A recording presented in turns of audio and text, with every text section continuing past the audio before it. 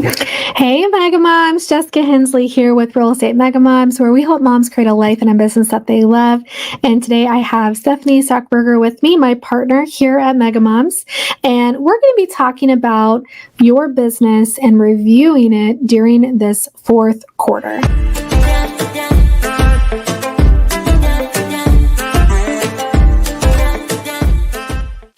Okay, Steph, so we're back. And what do you think about the review? Is it something that we need to do every year? When is the best time to do a review? I feel like this is when we are all gearing up to, think about our businesses, what's working, what's not working, what do we plan on changing next year? So do you do a review in your business in the fourth quarter? Absolutely. Honestly, this is where my happy place lands. I love nerding out in the business planning.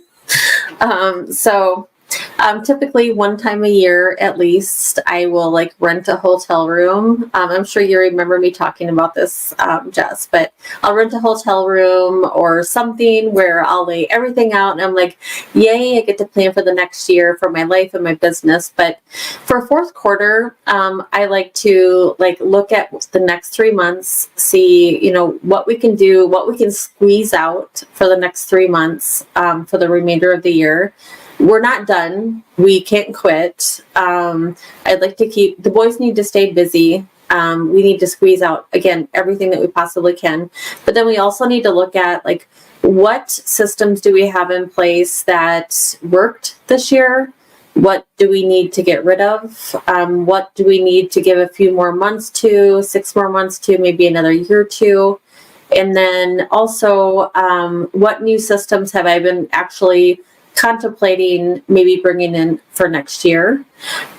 So those are the things that I'm kind of thinking on. So yeah, actually, it's kind of fun because it's, you get to evaluate what the last year was like, and then also you get to kind of think about the opportunity for next year. So it is kind of exciting. How about you?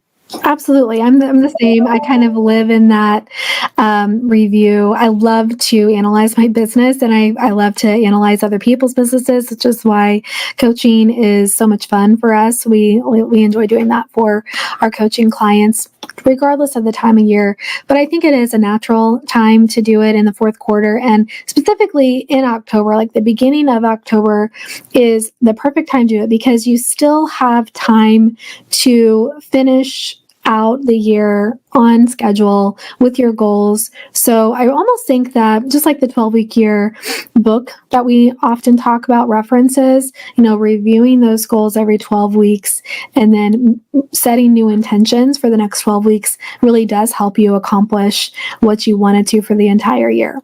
And one thing they talk about in that book is we often overestimate what we can accomplish in a year and underestimate what we can accomplish in 12 weeks. And so it's good to kind of reverse that and think of, all right, here's our big goal. Here's the quarterly goal. Here's the weekly goal. Here's what I have to do every day, the daily action in order to accomplish that goal.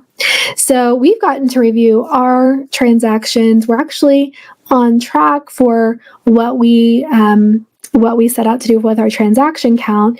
And you were telling me that a lot of the country is slower. I would say our area is definitely slower as well. During the busy months, my team and we were averaging 25-ish transactions at any given time. And right now, I think I'm at 9, so maybe 10. So it is a lower transaction count, but my listing count has gone up. We're over 20 listings right now. So it's kind of an interesting ebb and flow over here, but we're reviewing our transactions, we're reviewing our goals and asking ourselves, what do we need to do to make sure that we can go ahead and meet those goals at the end of the year. So what are you reviewing specifically? Is there certain metrics that you look at, Stefanie, whenever you're doing your fourth quarter review? Yeah, I would say that, we have the systems in place. I know, Jess, you too have Celebrity Agent. We just started using them. It's probably only been I want to say 4 months. I wanted to give them 6 full months, and actually I'll give them 7 because the first month was set up. So really what I'm looking at is their cost, what it can contribute to what they brought in, and making sure that we are not only just breaking even what they are, what they're bringing in, what will be ahead. So it's really just cost versus, what they're bringing in. And also, again, different marketing on, our mailings, our, anything else that we're spending any marketing dollars in, what our return is. So those are the things that I'm looking at. I go through our bank statements. I see I think this is super important, going through your credit card bills, your bank statements, seeing those little things that you have that you're spending money on, like the $20 here, the $30 here, those little things that you've signed up for. Do you really need them? If not, get rid of them. I try to run a really tight ship. And I think that we can kind of get carried away in some of those things. If you do like them, actually make a plan to use them, and put that in your business plan, delegate that, or do whatever. If you're by yourself, put it in your business plan and how you're going to utilize these systems. So it's really cost versus what you're bringing in. A lot of times as agents, and tell me if you agree, but when we sign up for something, we say, I only need one deal to make this work. Well, did you get that deal or not? This is a really good time to analyze it. Did you get the deal to make that work? If not, if it's been however long you promised yourself you're going to give, if it's been the 6 months or a year, get rid of it. If you haven't gotten the deal that you promised yourself you're going to get to make it work, then get rid of it. But Steph, I think that a lot of agents don't know where their business is coming from. So that's a key takeaway from what you're saying there, and kind of what was going through my mind as well. We talk about in Mega Moms that you should have, especially in the beginning, you should have 3 primary sources of business. And you get to identify what those are. We call them your pillars of business. And then you really hone in on those. But it's important to track them so that you know where your actual transactions are coming from. So, for example, you might have open houses as a pillar of your business. So you really have to get good at tracking anytime somebody signs into your open house, making sure that that's put into your CRM with open house as a tag, just as an example. And everyone, you can create your own way to track it, but you can get very granular is what I mean on the CRM. You can get very, very specific, like it came from this open house, this house open house, or this town. But anyway, or you could just say open house. For me, as you mentioned, I use Celebrity Agent. That's a pretty big lead source for me. My past clients and my sphere is a big lead source. And we also do online, and that is like Google, Facebook, our website. All of those things are categorized in our online leads. So when we log somebody into our CRM, we're saying where they came from.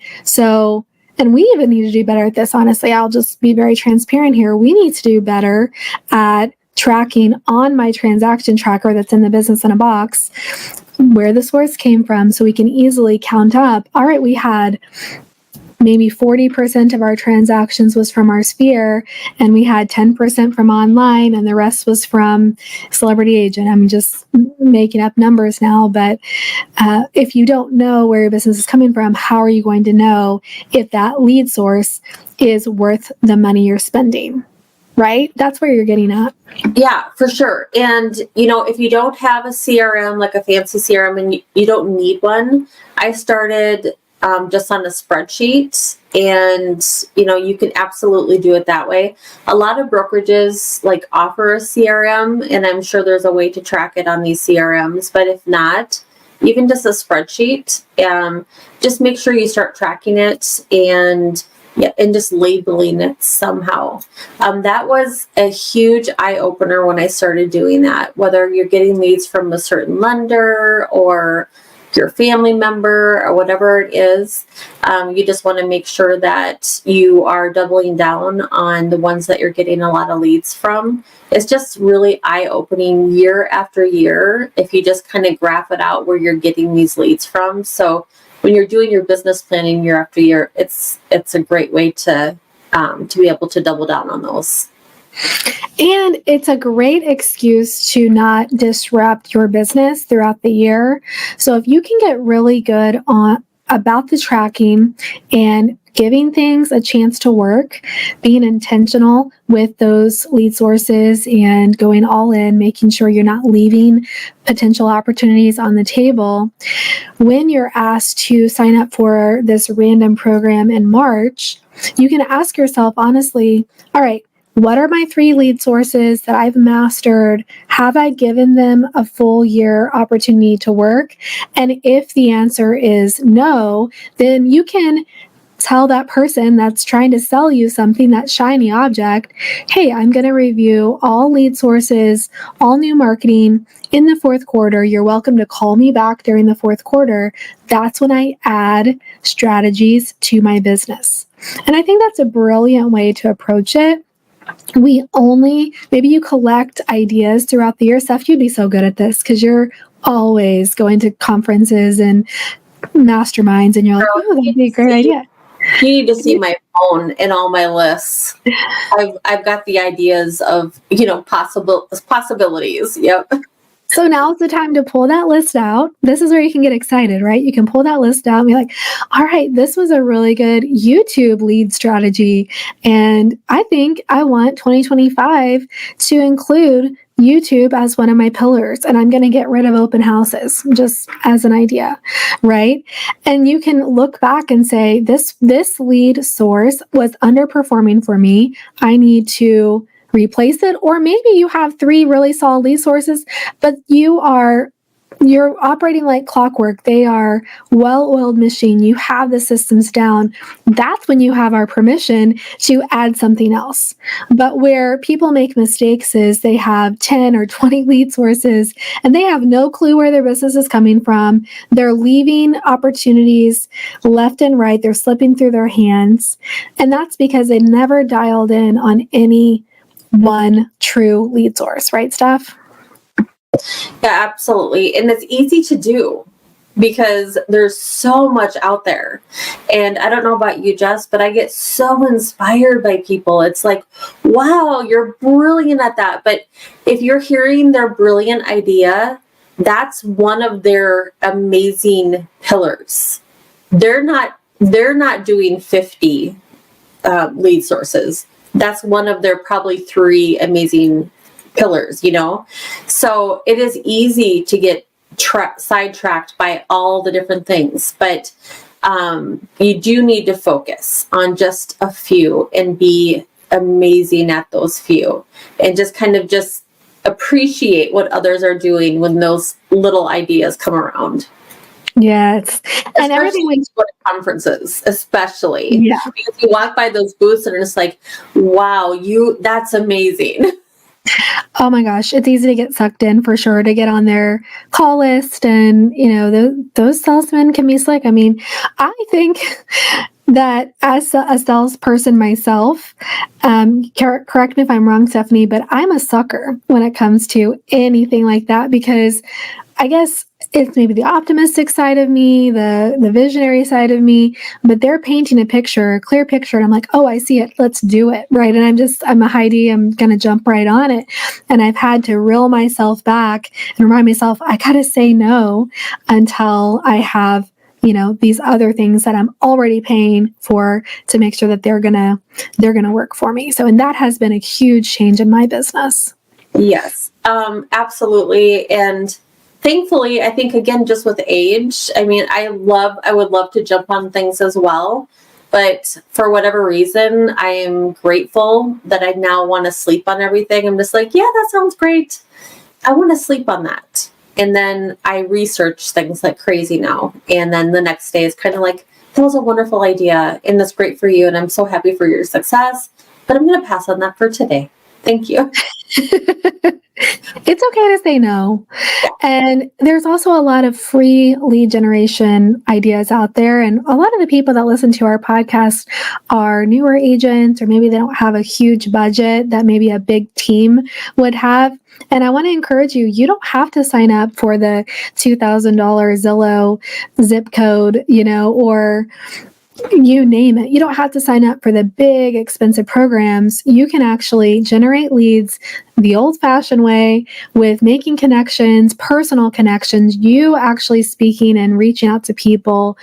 And really, that's the way to build your business, in my opinion. You need to start there. And then when you're ready to scale, that's when you start paying for lead systems. You don't really start the other way. I've seen it be the other way, but really you're going to set your business up for failure, because what's going to happen is you're overextending yourself before deals are coming in. And this just going to cause more stress. You're going to get desperate. You're going to have commission breath whenever you go to the listing appointments and the buyer consultations. You don't want to be in that position. You don't want to be in a position where you're going to be compromising your standards and your boundaries just to get a deal. Oh, I know. And, knowing all those bills are going to come in, and then that's, again, where the commission breath comes from, because you're feeling like all the pressure.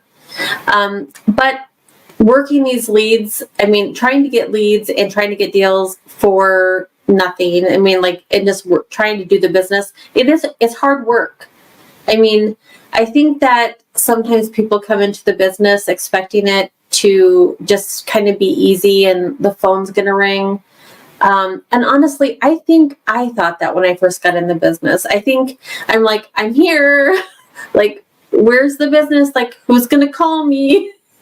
But it's going to take time, and it's going to take a lot of work. And still to this day, it takes time and work. And I see the really good agents putting in a lot of time, and there's a lot of work, and it's a lot of weird hours, and it's doing a lot of weird, not weird, but creative things. And that's those things, it's going to pay off. But, if you're not paying for the leads, those kind of things, and you're going to have to put in the time networking, you're going to have to make the calls, you're going to have to do all the things. So, and there's a way to do that, and just be very strategic about it, and time block and all the things. So, but just know that it's a job, and you're still going to have to put in the time and work and the effort. Yeah, absolutely. And I will say something else that people review in the fourth quarter is, what's working as far as their support system. So that could include their brokerage, whether they need to be on a team or leave a team, hiring a coach, joining a coaching program. And I'm going to make a plug here for our coaching program, because I know that I have seen it be life-changing for the moms that have chosen to go through the programs that we offer. And we offer two primary programs. One of them is our 6 Foundations. For 6 Foundations program is specifically for the newer agent or the solo agent that's maybe struggling to find their systems.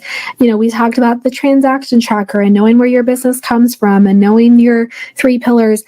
I personally walk you through how to identify those things. I also give you examples and a blueprint for what I'm doing, so you can just duplicate my business really as a solo agent, and to build that repeat and referral business over time.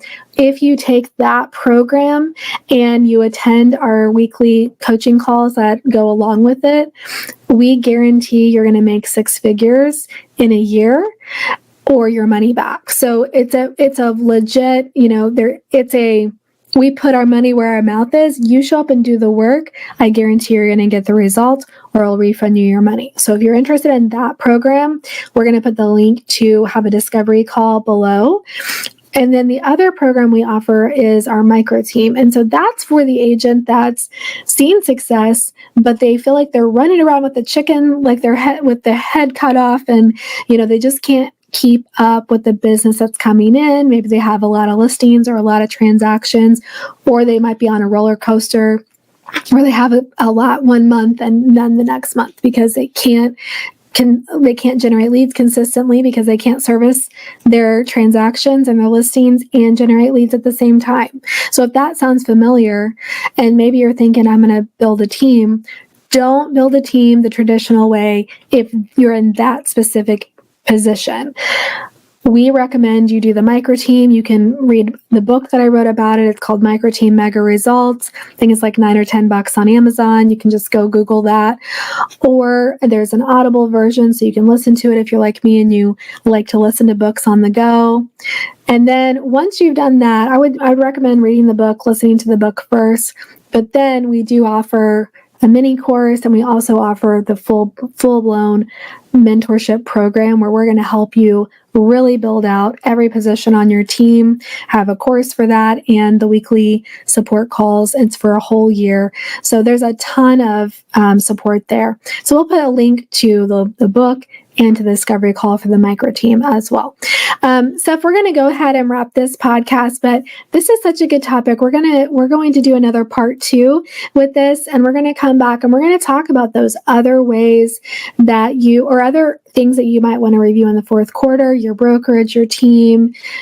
Should you be hiring somebody? What are some other things you're going to review? So we'll see you in the next episode. Everyone have a wonderful day, and remember to build a business and a life that you love.